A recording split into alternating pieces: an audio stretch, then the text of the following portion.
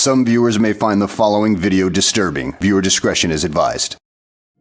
In the mid-70s, criminologist and former FBI agent Robert Ressler coined the term serial killers to refer to those criminals who committed 3 or more murders with a lapse of time between them, and which corresponded mainly to sexual motivations. This phenomenon would become a true nightmare for Americans, who saw countless murderers of this type parade, like no other country has ever done.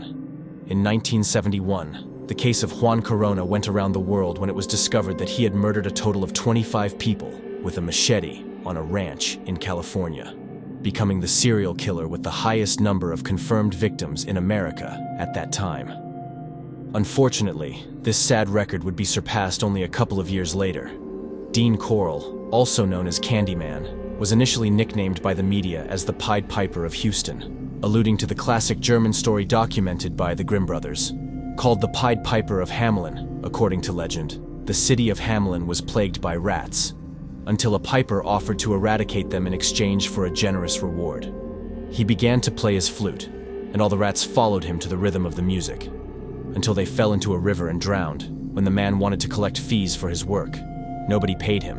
In revenge, he played his flute again. But this time, those who followed him were the children of the town, who, according to the oldest versions of history, never appeared again. For the Houston police, Dean Corll seemed to have precisely this ability, that of attracting young people and making them disappear.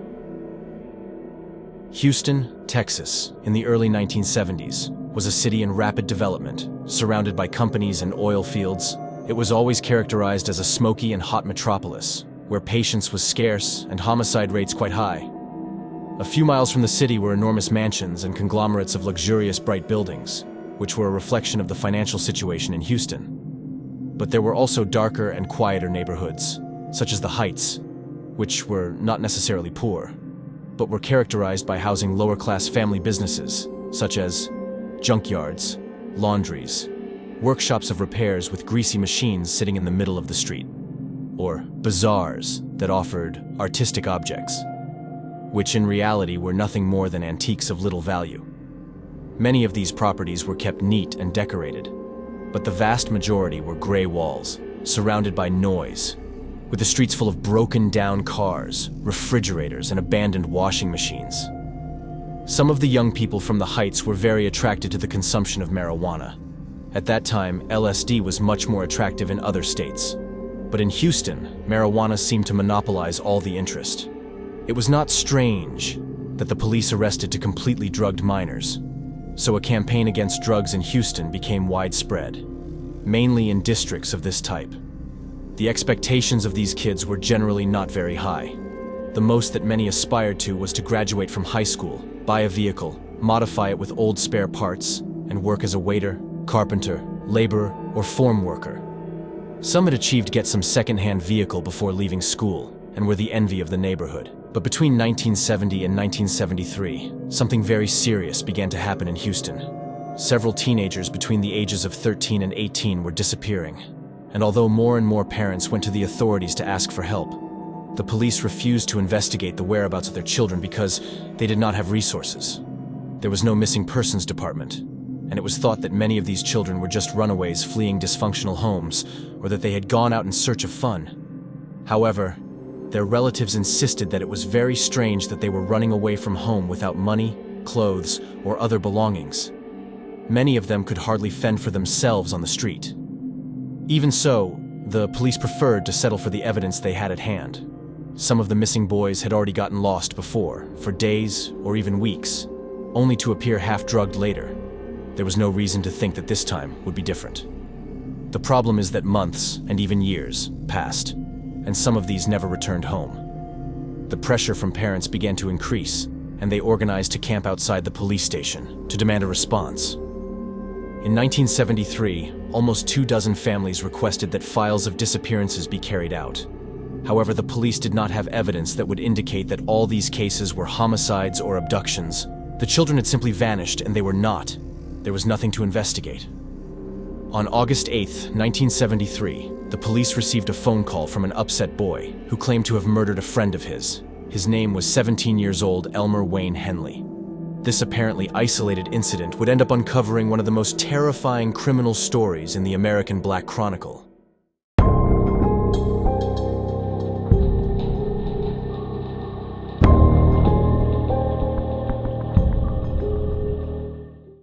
Elmer Wayne was a boy who used to wander the streets of the Heights neighborhood, with a bottle of beer in one hand and a cigarette in the other. Many neighbors in the area knew him, and they said he was a good boy. Although somewhat misguided, he still seemed like just another boy from the neighborhood. As a child, he had been considered one of the best students in his class. However, economic difficulties at home forced him to leave school and look for menial jobs. His mother had divorced, didn't want his little brother dropped out of school during adolescence. He began to get close to the city's drug circles. It was not strange to see him dealing weed. It was then, when he met a boy named David Owen Brooks, 15. Brooks told him that he had a friend who used to organize parties at his house, and that he covered all the expenses, including food, alcohol, and even marijuana. That same day he met him, would invite him to one of these parties. Elmer, who was 14 years old at the time, was curious and agreed to the invitation. Brooks' friend was a 30-year-old electrician named Dean Corll. Corll was a subject who went completely unnoticed by the community.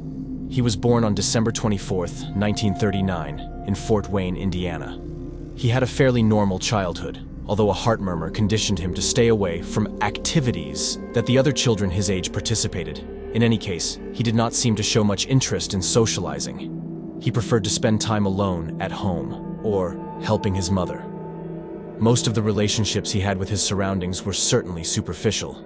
He was not characterized as a naughty boy, much less violent. His personality was so flat that he did not even attract attention. His parents separated after their rather irregular marriage, and his mother, named Mary West, took Dean and Stanley, his younger brother, to Pasadena, Texas, with the idea of starting a new life. Later, they would settle in the Heights neighborhood, there and without any help. She began to form his own nut candy business. She got married for the second time, but things went from bad to worse, and she ended up divorcing again, which affected her thriving business. Her new ex-husband took over the company, and Mary had to start from scratch, this time producing candy in her own garage, with the help of Dean, her eldest son. Apparently, the woman had a good handle on her business, because the new candy factory, installed in her own garage, began to pay quite a dividend, and she soon managed to rent a premises and hired several employees. It was evident that she was exceeding her own expectations, and in the process, she surpassed the sales that her second ex-husband generated. With the company that had usurped, Dean Corll continued attending school and had impeccable conduct, in addition to very good grades, due to the limitations that his heart problems implied. He was unable to participate in the physical activities that attracted him so much, but he decided to join the school band where he stood out for playing the trombone. Thus, between studies, rehearsals with his musical band, and the work of the family business, the boy seemed to make good use of his time. However, his every movement was watched and orchestrated by his apprehensive mother, who did not hesitate to make sure that Dean did everything she told him. When he came of age, he joined the army, where he only served 10 months before being discharged. His difficulties in carrying out some physical activities were added to his incipient homosexuality, which began to cause army authorities to talk, who finally decided to remove him from the ranks. The young man felt rejected and somewhat traumatized. After this experience, he preferred to return to the candy business and help his mother. Dean Corll was already known as a Candyman because several years before leaving the army, he used to fill bags of candy at his mother's factory and then distribute them among the neighborhood kids. As the years went by, he continued with this selfless practice. However, began to seem a little strange to some that a 30-year-old man who had not had a girlfriend seen, he still preferred the company of teenagers under 15 years old. Despite this strange behavior, no one doubted that Corll was a normal, respectable, hardworking, and generous individual. As a good businessman, he always looked impeccable, with short hair and clean-shaven, and a great disposition towards his neighbors, something very different from the impression given by some subjects of the same age. For the people of Heights, Dean Corll was an honest and hard-working man, as well as kind. If he found someone in difficulty on a road, he would get out of his vehicle and help the unfortunate ones without hesitation. In short, he was an exemplary neighbor, except for that small detail of the teenagers' boys. When Mary's third marriage failed in 1968, she decided to leave the candy factory, run by her son Dean, and move to Colorado. At first, the company remained profitable, but little by little sales began to decline. As the candy business went belly up, Dean decided to look for a job as an electrician at the Houston Light and Power Company. From that moment on, Dean spent most of his free time hosting parties at his house, where he invited teenage boys to get high with glue, drink beer, and smoke weed. Despite opening the doors of his home to the rebellious Heights boys, he rarely spoke to them. The only ones he spoke to were 15-year-old Elmer Henley and 12-year-old David Owen Brooks, whom he met shortly before beginning to organize these meetings. The strange trio always remained united, and it didn't take long to speculate about a homosexual relationship between Dean Corll and David Brooks, especially when the former gave him a flashy green Chevrolet Corvette, in which Brooks picked up his other friends. Elmer Henley, for his part, was famous for courting girls. However, it was never ruled out that he was bisexual. Even so, they managed to attract several young men to the property, where they could stay for days.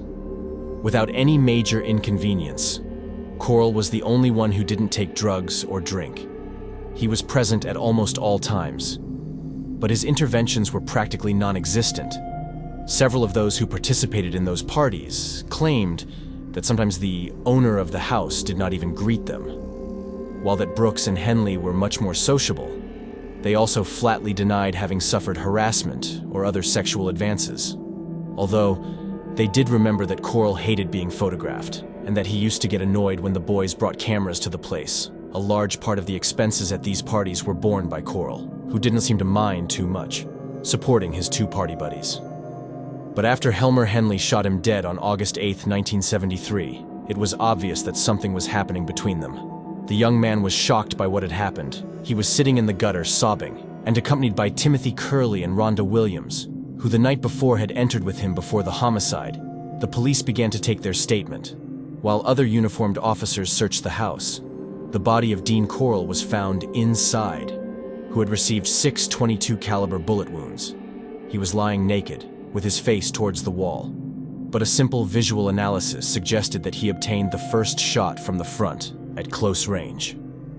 In the early morning of August 8th, Elmer Henley went to Corll's home, along with Timothy Curley and Rhonda Williams, a couple of friends he had known for some time. Generally, there was no problem with arriving unexpectedly at Corll's house. But not with a woman. He got very angry with Henley. But since the girl had nowhere to spend the night, he let them in and invited them to snort some glue to get high. When the 3 teenagers were unconscious due to the drugs, Corll took the opportunity to undress them and tie them to some wooden planks that he had at home. These had holes through which ropes and handcuffs hung, leaving them completely immobilized.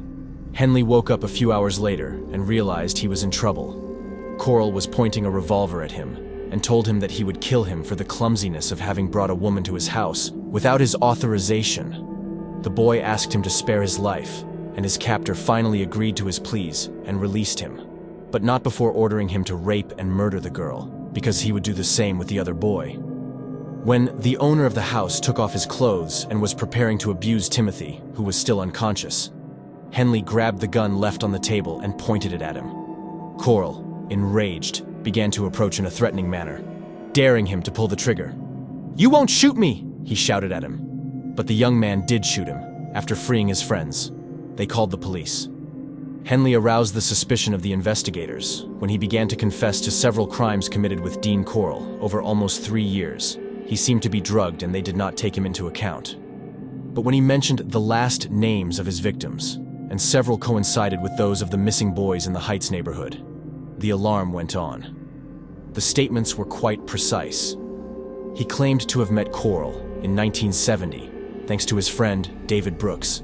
The 3 of them got along so well, and they would get together to spend time consuming drugs and listening to music. Suddenly, the meetings took on a different tone, especially when Henley and Brooks were involved in the kidnapping of minors. Corll offered them $200 for each boy they brought to him, to be able to rape and murder them, although at first they only limited themselves to handing over the boys. Later, they began to observe and be present during the sexual abuse and terrible torture that Corll provided to his victims. They also helped him to transport and bury several of the bodies. Henley assured that he strangled a couple of boys in the presence of Corll because he forced him. In this way, he went from being an accomplice to a murderer, generating a bond from which he could not escape. During the search of the house, the agents found a large wooden plank with holes through which ropes and handcuffs hung, which would have been used by the murderer to immobilize the victims. Also, a huge arsenal of sex toys, and a box with tools that served as instruments of torture. Several rolls of transparent plastic were also found. Some of these covered the floor, apparently so that it would not be stained with blood.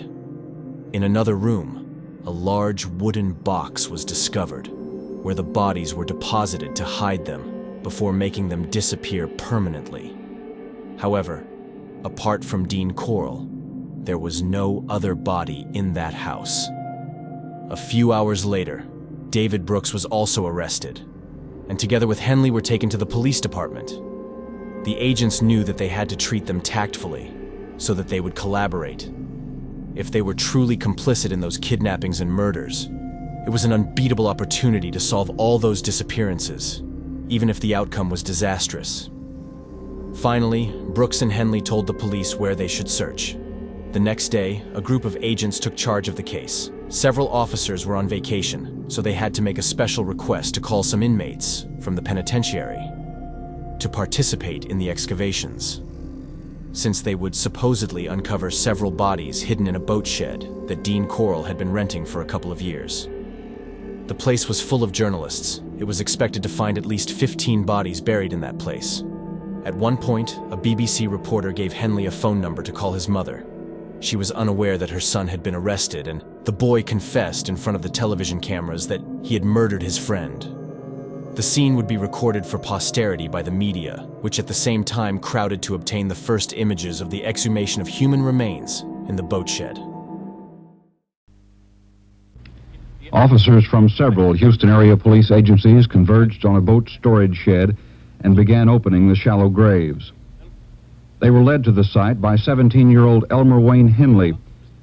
Henley told police in suburban Pasadena that he had killed a man who boasted of the murders of several young people.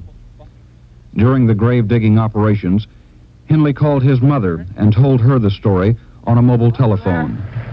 Who? Mama, Who's this? it's Wayne. Yes, this is Mama, baby. Mama, Huh? I killed Dean. Wayne? Ma'am? What are you doing? Yes. Oh, God. Where are you? It's all right. Wayne? It's all right. It's all right. Where are you? I'm out of his warehouse. Where? Out at that warehouse he keeps. Can I come out there? Yes. No. It's on the Highland Park. She can't. No, you can't come.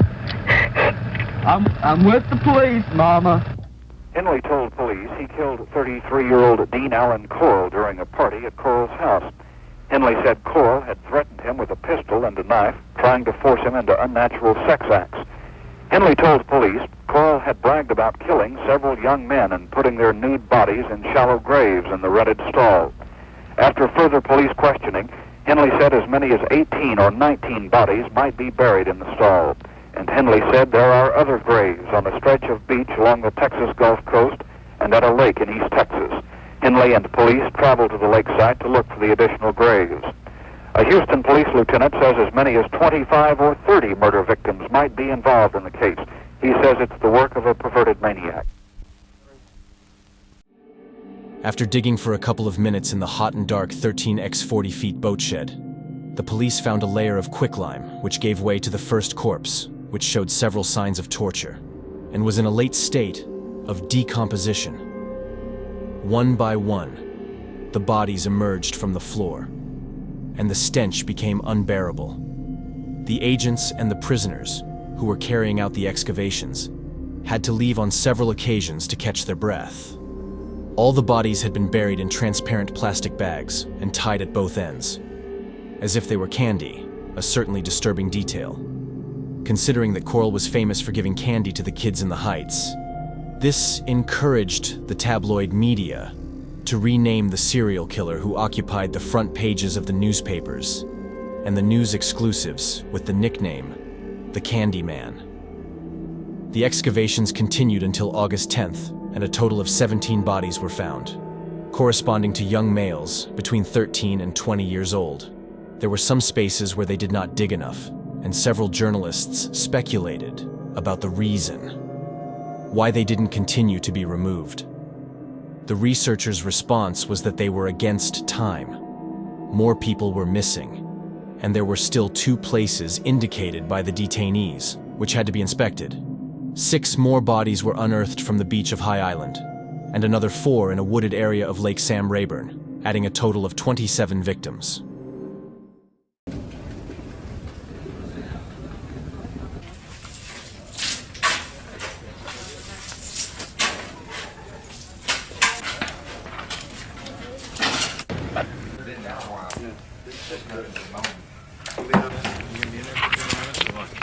Yeah, come on, man, I got some.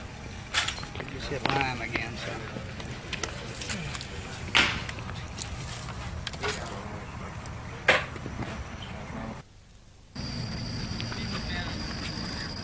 Really? Yeah, you can smell it.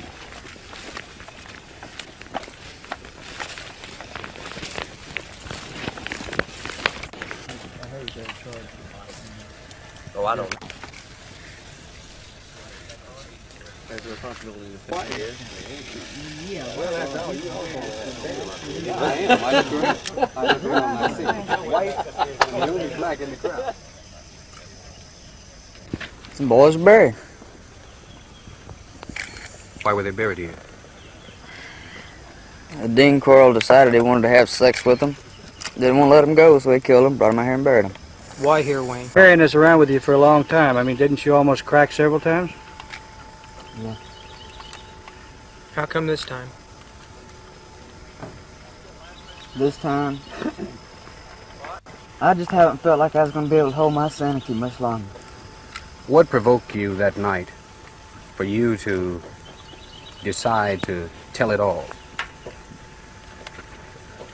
I just think I owe these people this much to let them know what's happened to their boys.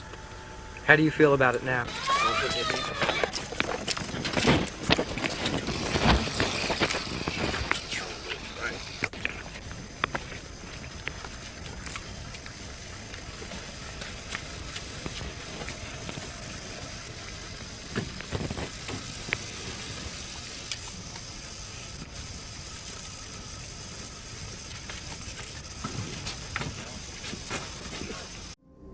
Dean Corll managed to beat the macabre record of Juan Corona, the most prolific serial killer in America until then. Many of the bodies were recognized with considerable difficulty. Due to the advanced state of decomposition, some were wearing some clothing, which helped the identification, but the vast majority were completely naked. The mutilations were gruesome, and due to a precarious exhumation procedure, much of the body fat, tissues, and bones were mixed in the process. In fact, several were identified thanks to samples of DNA. More than 20 years later, the autopsies revealed that all the boys were raped and sodomized. Some suffered amputation of their genitals, severed fingers, fractured ribs, and shoulder blades, possibly with a hammer, in addition to various cuts with knives and scissors. Inside their urethras, long pieces of glass were found, which the murderer inserted into them to increase the torture. They had been subjected to severe torture for days and finally executed with several shots to the head with a .22 caliber revolver, or strangled to death. All these atrocities were committed in Dean Corll's houses, since he used to move frequently, and in each house he lived in, he adapted a dark room for his perverse practices. The participation of Henley and Brooks was proven, and both pleaded guilty in the first instance. During the investigations, Henley showed erratic behavior, going from euphoria to crying and despair. For his part, David Brooks turned out to be much more apathetic and did not collaborate much. The parents of the victims were stunned by the news, especially when they discovered that Henley was involved. Many of them knew him as a child because he was supposedly a friend of their children. At the same time, The fact that Dean Corll was identified as the main suspect in the murders was even more surprising, since for the entire community, Dean Corll was an exemplary subject. The case produced a tremendous scandal in America. Hundreds of distraught parents called the police daily, asking about the whereabouts of their children, but the authorities were overwhelmed. 14 other teenagers disappeared in the same area of Houston, when Corll and his accomplices were active. Therefore, it was very likely that the figure would exceed 40 murders, especially if one takes into account that Henley insisted there were more bodies buried, but despite everything, the investigation was stopped, possibly because it was becoming too expensive. Before being sent to trial, both Henley and Brooks were subjected to a psychiatric study to evaluate whether they were legally responsible. Elmer Henley turned out to be a hysteric who claimed to have participated in Corll's plans because he needed money, and he gave him $200 for each boy he brought home. Possibly, he was manipulated by Corll to the point of having actively participated in 6 murders. Although he was always aware of what he was doing, he seemed remorseful and insisted that he had not initially accepted Corll's proposal. He continued to victimize himself. On the other hand, David Brooks, who presented more psychopathic and asocial traits, admitted having received $200 for each young boy he took to Corll's house, and even acknowledged that Henley was taken for the same purpose. But Corll changed his plans and decided to recruit him. Brooks had sexual relations with Dean Corll from the age of 12. When he discovered him committing a murder, Corll gave him a car to buy his silence, and later he would offer him money to get him new victims, to which he agreed without problems. It was rumored that Henley had also had sexual relations with Corll, but he flatly denied it on several occasions. Every time he was asked about the subject, he became quite upset, leaving a certain halo of doubt about it. Several psychologists who have interviewed him believe that he felt a mixture of admiration, respect, and fear towards Corll, although they do not rule out that he was in love with him, both Henley and Brooks. They were tried separately, and it was found that the 27 young people murdered by Corll were not the only victims, and many other teenagers were drugged and raped by the murderer. But he had spared their lives and had let them go. Again, the authorities were overwhelmed and did not carry out an investigation to determine how many boys were sexually abused in Corll's house. In 1974, Elmer Wayne Henley would be accused of 6 murders committed between 1972 and 1973, and sentenced to 99 years in prison for each of them. Henley recanted his initial confessions and pleaded not guilty, but now was too late. The amount of evidence was overwhelming, and although he would try to appeal 4 years later, the sentence was exactly the same. He wasn't charged for Corll's murder, as it was considered self-defense. He could be eligible for parole in the next year, 2025, at 69 years of age, although it is very unlikely that he will succeed. In 1975, David Brooks had to face 4 counts of murder. He also pleaded not guilty, and although he was found guilty of only one of these crimes, it was enough for him to be sentenced to life in prison. He died at a Galveston hospital in 2020. Due to COVID-19, he only served 46 years of a life sentence. That same year, the case took a new turn. When in a routine investigation, the police found several pornographic photographs and home porn movies, which included minors. Of the 16 young people who appeared in said tapes, 11 were victims of Dean Corll. While the other 5 could not be identified, after being questioned again, Henley and Brooks recalled that Corll had mentioned to them that he was associated with an organization located in Dallas, which produced, sold, and bought material for pedophiles. And not only that, but that they trafficked children. He would also have acknowledged having committed more murders in California before knowing about them. The disturbing discovery forced the authorities to investigate further, and 5 people were prosecuted for child sex trafficking crimes, which ultimately could not be linked to the Houston murders. Even though Dean Corll was dead and his 2 accomplices would probably never set foot on the street again, the feeling that this whole story remained unfinished intensified. There were supposed to be 27 victims, but at least 14 other disappearance cases remained without being resolved. In 1985, a new body was discovered nearby, and it was confirmed that it was another victim of Corll, increasing the number to 28. In total, 42 young people disappeared from the area. While the murderers were active, FBI experts believe that the number of murders orchestrated by Dean Corll could reach 50 in Houston alone. There is a victim who has not been able to be identified to this day, even though he was found with his clothing. Even the forensics managed to recreate his face and make a portrait. Although the image has been widely disseminated, no one came forward to claim his remains. The expensive nature of this whole case exceeded the limits of the state and prevented further investigations. It was estimated that there were still several bodies buried near Lake Sam Rayburn. But in 2008, a hurricane devastated the place, flooding the land and converting any attempt at excavation useless. Both Elmer Henley and David Brooks remain imprisoned. Dean Corll, for his part, left behind an aura of mystery.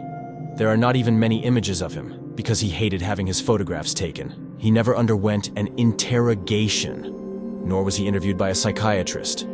But despite everything, his terrible acts speak for themselves.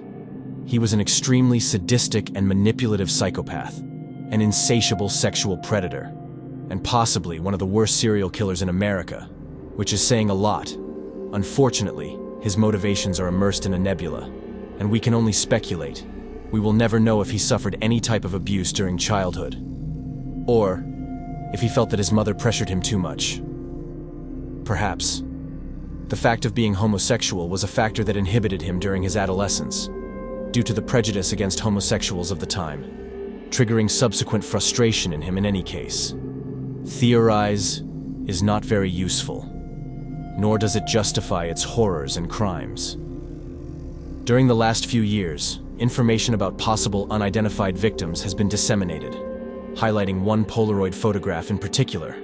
In it, you can see a boy looking terrified towards the camera, while a toolbox protrudes from one side. It is claimed that this photo was found in Dean Corll's house during police searches, but this information is incorrect. In 2012, the American filmmaker Josh Vargas proposed to make a film about the Houston crimes. David Brooks always refused to make statements, so Vargas contacted Elmer Henley and finally visited him in prison several times. With the objective of collecting first-hand information for its production, Henley was extremely cooperative, and even talked his mother into giving Vargas some of his belongings, including a t-shirt with a bloodstain from one victim on it. Henley's mother confessed to Vargas that after her son's arrest, she had packed and hidden several things from his son's room. In an abandoned school bus in a wooded area, Vargas decided to visit the place. Incredibly, after 40 years, the vehicle was still there, and inside the box with Henley's personal possessions, the most disturbing turned out to be said photograph. Vargas took it to the police, and it was indeed possible to verify that the snapshot was taken in the interior of Dean Corll's house, and that the toolbox that can be seen on the side was also found at his home. However, the boy in the photograph does not correspond to any of the identified victims. The Harris County Forensic Sciences Institute did not reach a satisfactory result either. Lines right here. This month, the Houstonians decided to retell the story. Action. Houstonian Josh Vargas is directing a film dramatizing the Dean Corll killings, the gruesome murder of 29 boys and young men that we know of. Wayne wouldn't pronounce the word gone like gone, he'd pronounce it like gone. Vargas spent years studying the murder spree, eventually visiting Corll's accomplice, Elmer Wayne Henley, repeatedly in prison. You got this kid who starts off as somebody whose friends are disappearing and nobody knows why, to somebody who's actively involved with the people who are doing the disappearing, to somebody who actually ends it all. And to me, that was where the story lied. The jailhouse meetings with Henley led Vargas and his production partner Rick Staten to Henley's mother, and eventually to Henley's personal belongings. I never said there were 30 people. After Henley confessed, his mother boxed up Elmer's stuff and stuffed those boxes in the back of a school bus in an overgrown North Texas field, where it's been for decades. We are the first people who went through that stuff in 40 years. From the back of that bus, Vargas pulled out Henley's actual clothes for his actors to wear, Henley's actual posters to decorate the set with. But that's not why we're telling you about Josh Vargas's find. Sitting in the back of that bus, at the bottom of a rotting cardboard box in a sealed photo envelope, was a 40-year-old snapshot that shook Vargas. While rummaging through those pictures, this Polaroid falls out. And I take a look at it, and right off the bat, having studied the case and the crime scene photos and everything, I see Dean's toolbox, and I see his implements in that box, and I see this kid right here with handcuffs on his arms. I sat there and I looked at this picture for about 30 minutes, and then I showed it to my wife. I was like, look at this and tell me what you think that is. A gruesome instant Polaroid. That is a boy who was horrified, who was laying on a floor. Likely snapped an instant before the teen was sexually tortured and likely killed. And even though it's never been seen before, it's not worth telling you about just because he found it. Wayne obviously took the picture. The reason Josh wants you to see this photograph is the same reason the Harris County Medical Examiner wants you to see it. And it's because no one knows who it is. It's 40 years old, slightly out of focus, blurred by old technology then and time now. But the Harris County Medical Examiner doesn't think it is any of the known victims. And according to the anthropologist working on the case, it's not the one set of unidentified remains. Since Dean Corll never let a victim escape alive, there's only one thing it could be. I believe it's a victim that they don't know about. I don't see how it could be anything else. A young boy, gone for 40 years, forgotten by a city who wanted to put these murders behind them, and overlooked by detectives who decades ago closed this case. After this discovery, many doubts arise if Dean Corll was indeed a murderer and rapist. Why was Elmer Henley in possession of the photograph? What really happened to the boy? Is it possible that he survived his captors? Or was he murdered, and his remains were buried forever in some area of Houston? It is also curious that the police arrested a young man who was involved in one of the worst criminal cases in the history of America, and they did not thoroughly investigate his room to discover that photograph. 4 decades later, this disturbing clue continues to give rise to different theories. The most interesting one is the one that links several of the most infamous murderers in America. Killers like John Wayne Gacy, Jeffrey Dahmer, and David Berkowitz, to a child trafficking ring, although this will be a topic for another day. Well, we get to the end. If you like this video, consider leave your like, subscribe, and share it. This would help me a lot to continue uploading this type of content. Also, leave a comment, and I will try to read and respond to all of them, as I want to learn how to produce better content. See you in the next video.